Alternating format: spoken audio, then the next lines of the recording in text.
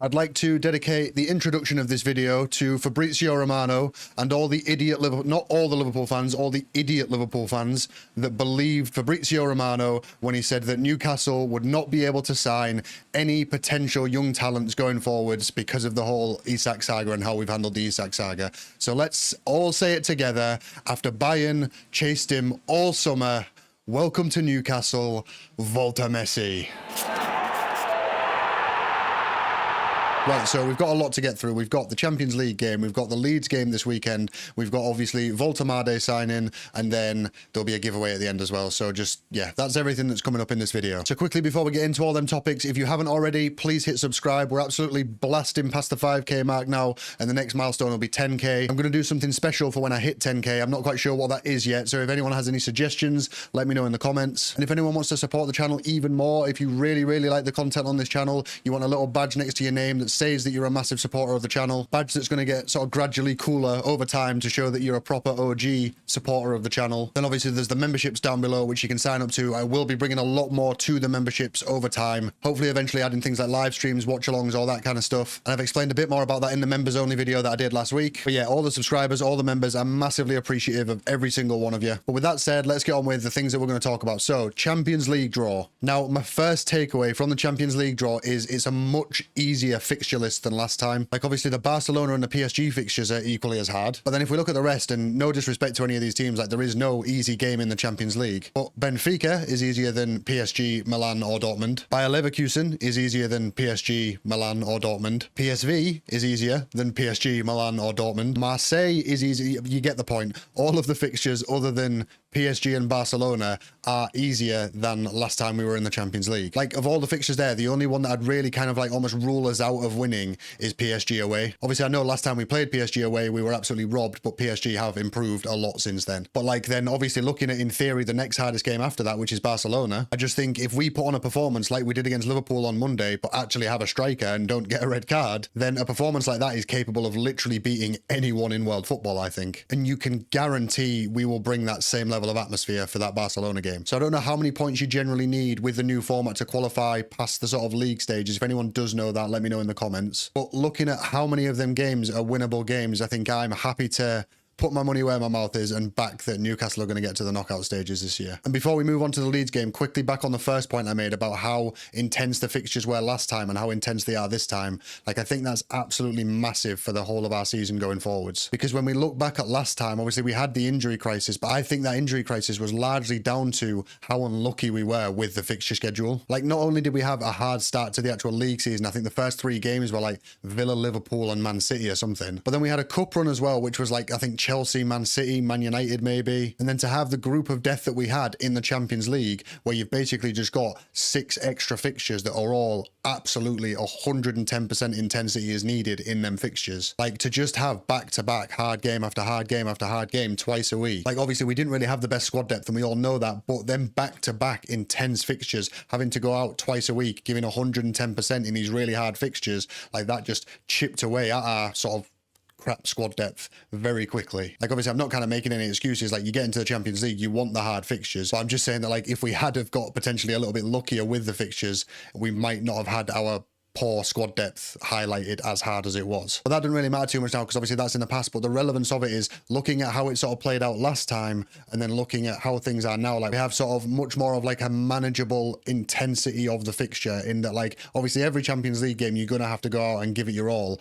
but it's not going to be every game, you know, being kind of like that Liverpool game was on Monday. Like every game in the Champions League last time was us going out and giving that kind of like Liverpool level Monday performance every week. You can't do a performance like that every week. I mean, look how many injuries we got just from one performance with that level of intensity. Like imagine if you're doing twice a week, like it's just too much. And I think the sort of slightly lower level of opposition will mean that we can control games more and just not have to go as intensely as we did last time. And then that's not even really mentioning the actual increase in the quality of our squad depth. Because last time we were in the Champions League, Eddie Howe was very reluctant to rotate any players because the drop off from the first team to the substitutes was just, it was just too much of a drop off. Whereas now looking at the squad as a whole, there is just a lot more quality to bring on off the bench and a lot more quality players that we can start in, you know, potentially like easier games. Like if we have a somewhat slightly easier game in the Premier League that weekend, we can sort of rest players for the Champions League game, and we're just able to rotate using that higher quality of squad depth that we have now. Then obviously I can't talk about the Champions League draw without talking about the fact that we drew Barcelona, because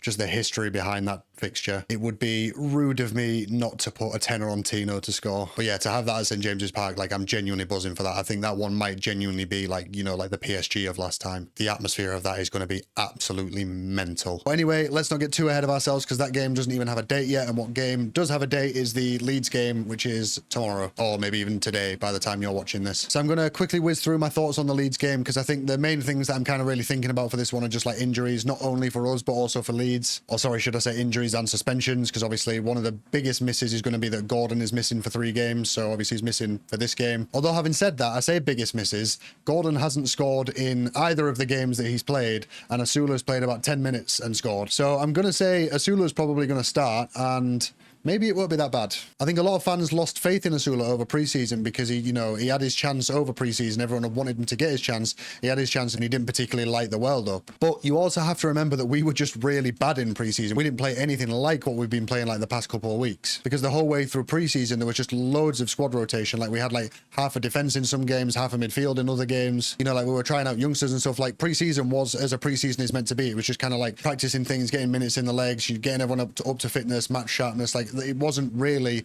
much of a reflection of how we're looking this season, as you can see, because we were playing crap in preseason and are playing mint at the moment. So maybe ruling out Asula's ability to play striker might be a little bit unfair, but I don't know. We'll probably see this weekend, I guess. Then on the rest of the sort of injured players, Joe Linton will be missing. Eddie says Tonali is fighting to be fit. I personally wouldn't start Tonali, because I think they'd just be better to rest him and then also give him the international break and make sure that he's fit to come back, you know, by that time. Although we know from Eddie Howe's kind of past management of, you know, fatigue and injuries and stuff, and hopefully he's learned from this, but we know, I remember last time in the Champions League season, he absolutely ran Trippier into the ground when he could have just put Tino on at right back, ran Trippier into the ground to the point where he started, you know, giving away goals. I think he might have even got injured, I can't remember now, but he was giving away goals every other week, basically, just because he was absolutely fucked. So I'm hoping that kind of Eddie learns from that and just rest Tonali for this one. I know obviously Tonali is probably our best player, but yeah, I still think I'd like to see him rested, just so that we know he's going to come back and he's definitely going to be fine and he's not going to, you know, kind of re-aggravate a potential sort of injury. And then last but not least, there was obviously Fabian Schär as well, who went off with a head injury, and then they've done like the concussion protocol stuff. But Eddie said in his pre-match conference that he will be available to start against Leeds. So I think I would expect him to start. I think I potentially probably expect Lewis Hall to actually come in maybe for this game, give Trippier a bit of a rest. So I reckon obviously back 5, Pope, Lewis Hall, Dan Burn, Schär, Tino. Midfield 3, I think I'd probably want to see Ramsey, Lewis Miley and Bruno. And then up top, obviously, Harvey Barnes, Asula, and I kind of want to see Murphy back for this one, you know. I feel like Alanga hasn't particularly set the world alight, and obviously Murphy did set the world alight last season, so I feel like, you know, it's probably a little bit unfair that Murphy got dropped. I understand it, but I think it's probably a little bit unfair that Murphy did get dropped, so I'd like to kind of see him come back into the starting 11, I think, this week. Just, I think he deserves it. But then moving on to Leeds, obviously in their first game, they looked really good, but then they've got injuries to key players as well, and then since them injuries, and then obviously playing against a higher level opposition in Arsenal last week, they kind of... I don't want to be too critical of Leeds, because I quite like Leeds. Like they're another sort of big club, very passionate fans. Like with Leeds being at home, they have, you know, a great atmosphere, so that's going to be a massive advantage for them. But yeah, I think that obviously Arsenal massively exposed them, I guess. And I think even with a few players out, I still think we have enough to get the win, really. So yeah, hopefully we can finally get 3 points on the board. And then I think over the next few weeks, obviously after the international break, we will have a striker, hopefully well embedded into the team, maybe even 2. And I think if we can continue playing the way we have been with 2 strikers then to choose from, not to mention the next 2 games are also sort of lower to mid-table teams, I think we could really start to work our way back up the table, because it's not particularly looking too great at the moment, but we're obviously only 2 games in. But then we could really sort of climb right the way up to sort of back to ideally where we want to be, you know, somewhere around kind of the European spots again. From what's been said, even though we have now, it's looking like signed a striker, I don't think he's going to be ready for the Leeds game, so obviously that's why I said Asula earlier on.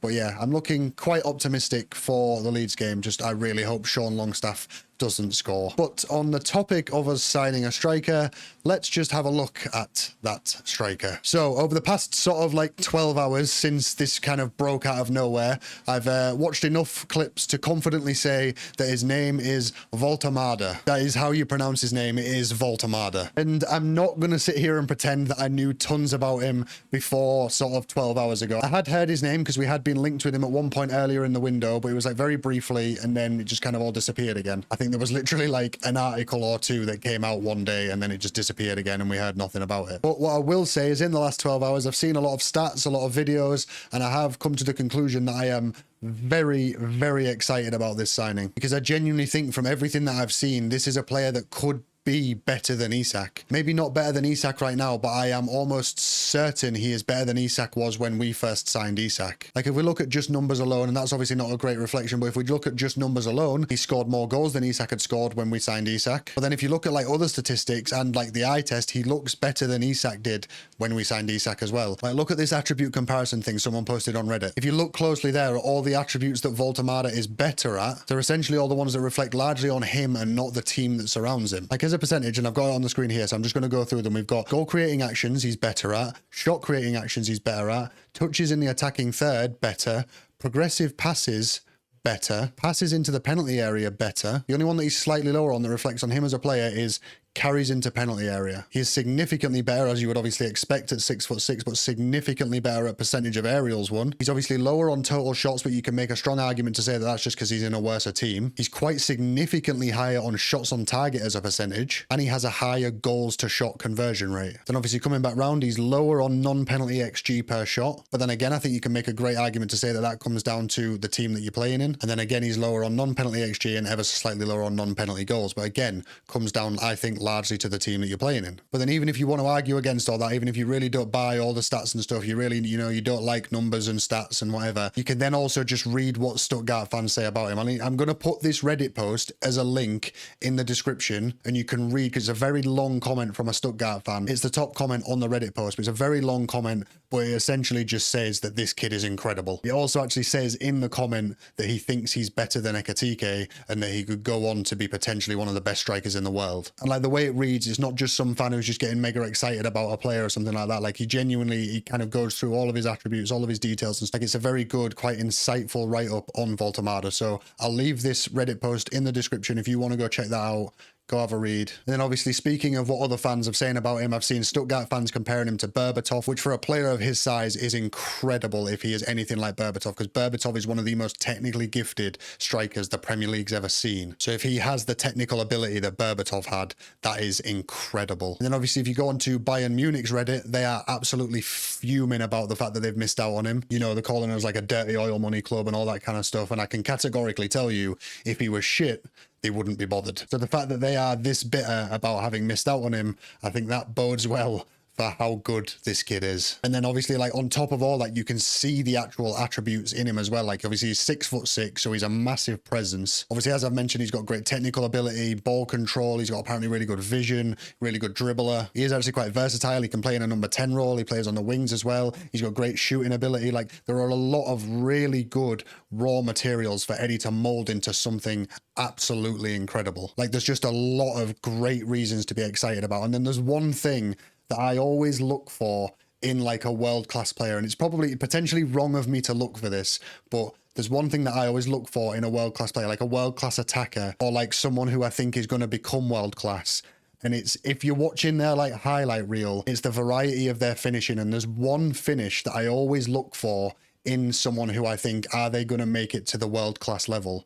And I'm going to show you what that finish is. And I'm going to explain why I always look for that finish in someone who I think, can they make it to the world-class level or not? So just to quickly show you, obviously I got very excited when Woltemade had it in his locker. This is the type of finish that I mean.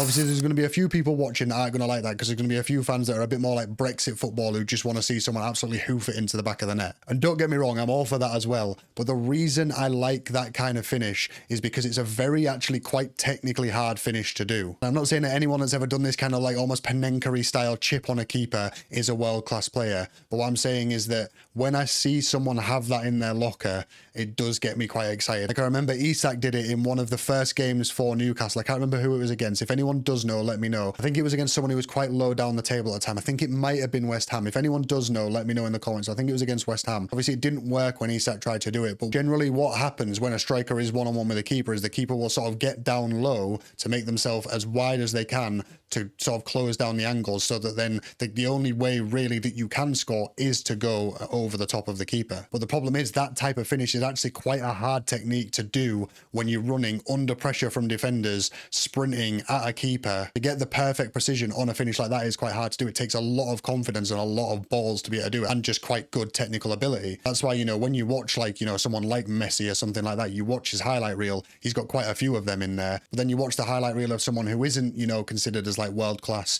You watch they might do it once, but they're not going to be doing it consistently. You know, essentially what it is, essentially what I'm saying is he just has a wide variety of finishes, and that's one that I think is one of the harder ones to do. Now, as I said, as a goalkeeper, if you're coming one-on-one with a striker and you just think, right, I'm going to block the left and the right and try and close the angles down as best as I can, you know, so you drop down to be able to do that, and then he just dinks it over your head. You know, that is not ideal for a goalkeeper, for them to also have that in the locker. And as I said, just go watch like a Messi highlight reel, like he does it all the time, and then hence the nickname for Woltemade that he's already got, which is Volta Messi. But yeah, anyway, maybe I'm just getting too hyped about this. Maybe I've just kind of like almost confirmation biased myself because I've just been reading loads up on him and stuff like that and just seen loads of good stuff. Maybe there is some negatives here, I don't know, but I'm very excited about him. Let me know what you think in the comments. Like, do you think he could go on to be a world-class striker, or, you know, are you not as convinced? Let me know what you think about him. And then before we wrap up, obviously there's a game tomorrow, so that means we've got a giveaway. But as always, reply to the pinned comment, score prediction and first goal scorer for the Leeds game. First person to get it correct will win a £50 Google Play gift card. No edited comments allowed.